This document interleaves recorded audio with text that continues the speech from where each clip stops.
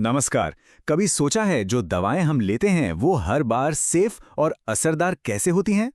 देखिए, इसका जवाब एक बहुत ही जरूरी सिस्टम में छिपा है और वो है फार्मास्यूटिकल क्वालिटी मैनेजमेंट सिस्टम। आज हम इसी सिस्टम की परतों को खोलेंगे जो मरीजों की सेफ्टी की असली रीढ़ है। तो चलिए सीधे मुद्दे पर आते हैं। एक बहुत ही बुनियादी सवाल, एक फार्मा कंपनी में क्वालिटी की जिम्मेदारी आखिर किसकी होती है?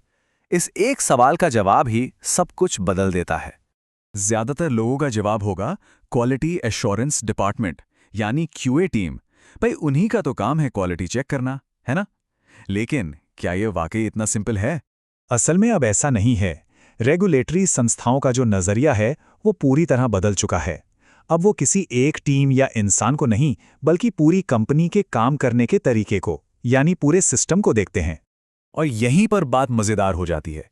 अब रेगुलेटरी बॉडीज ये नहीं देखती कि कोई एक इंसान कितना बढ़िया काम कर रहा है, बल्कि वो ये देखती हैं कि पूरा का पूरा सिस्टम कितना मजबूत है। उनका मानना है कि अगर सिस्टम सही है तो गलतियों की गुंजाइश अपने आप ही कम हो जाती है। ये बात इस पूरी सोच को बहुत अच्छे से समझाती है। जरा सोचकर देखिए, अगर सिस्टम ही कमजोर हो तो कितना भी अनुभवी इंसान क्यों ना हो, गलती कर ही सकता है।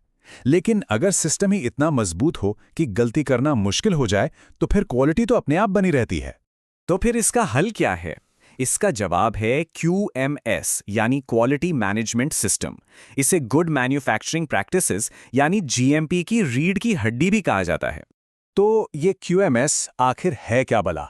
इसे ऐसे समझिए जैसे किसी भी काम को करने के लिए एक पक्की गाइडबुक हो। इसमें हर काम को करने की पॉलिसीज, प्रोसीजर्स, किसकी क्या जिम्मेदारी है और हर चीज का रिकॉर्ड सब शामिल होता है। और इसका एक ही मकसद है, ये पक्का करना कि हर बार बनने वाली दवा एक जैसी और सेफ हो। और आसान भाषा में कहें तो QMS के 4 मजबूत स्तंभ हैं। पॉलिसीज जो बताती हैं हम क्या करेंगे, प्रोसीजर्स यानी SOPs जो बताती हैं हम इसे कैसे करेंगे, जिम्मेदारियां जो तय करती हैं कौन क्या करेगा, और रिकॉर्ड्स जो इस बात का सबूत है कि हमने इसे किया है। समझिए, QMS वो गोंद है जो प्रोडक्शन, क्वालिटी कंट्रोल यानी QC और क्वालिटी एश्योरेंस यानी QA जैसे अलग-अलग डिपार्टमेंट्स को एक साथ जोड़कर रखता है, ताकि वो सब एक कंट्रोल यूनिट की तरह काम कर सकें। और हाँ, GMP और QMS के बीच का फर्क समझना बहुत जरूरी है। देखिए, GMP तो ये बताता है कि करना क्या है, जैसे कि साफ सफाई रखनी है, लेकिन QMS ये पक्का करता है कि वो काम हर बार सही तरीके से हो। यानी साफ सफाई कब होगी, कैसे होगी, कौन करेगा और इसका रिकॉर्ड कहाँ रखा जाएगा, यही है असली फर्क। तो सवाल उठता है, जब ये सिस्टम कमजोर होता है तो होता क्या है? क्वालिटी में जो फेलियर होते हैं उनका असली कारण क्या है? कोई एक इंसान या कुछ और? और सच तो ये है कि ज्यादातर क्वालिटी फेलियर किसी एक इंसान की गलती नहीं, बल्कि एक टूटे हुए सिस्टम का नतीजा होते हैं। इसीलिए अब रेगुलेटर्स किसी को दोषी ठहराने के बजाय पूरे सिस्टम की जांच पड़ताल करते हैं। तो एक कमजोर QMS को पहचाने कैसे?